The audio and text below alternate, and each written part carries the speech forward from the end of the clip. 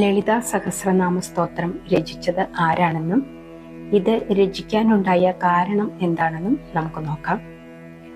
മഹാവിഷ്ണുവിന്റെ അവതാരമായ ഹയഗ്രീവൻ അഗസ്ത്യ മഹർഷിക്ക് ഉപദേശിക്കുന്ന രീതിയിലാണ് ഇത് പറഞ്ഞിരിക്കുന്നത്.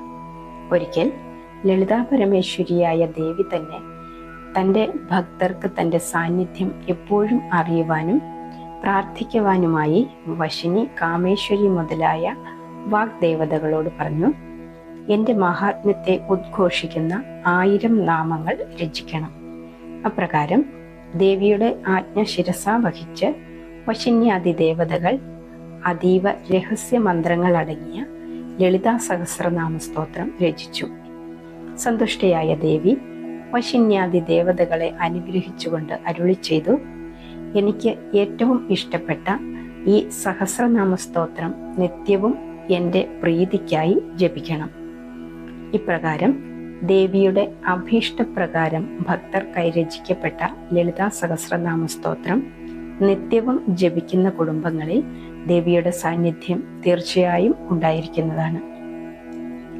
ഇരുവശങ്ങളിലും സരസ്വതി ദേവിയും ലക്ഷ്മി ഭഗവതിയും സ്വർണ്ണ ചാമരങ്ങൾ വീശി സേവിക്കുന്ന പത്മനാഭ സഹോദരിയെ ഈ സ്തുതിഗീതം പാടി ഉപാസിക്കുന്നവർക്ക് സർവ വിദ്യാസിദ്ധിയും സകല സമ്പദ് സമൃദ്ധിയും സർവ മംഗളപ്രാപ്തിയും ഉണ്ടാകുന്നതാണ്.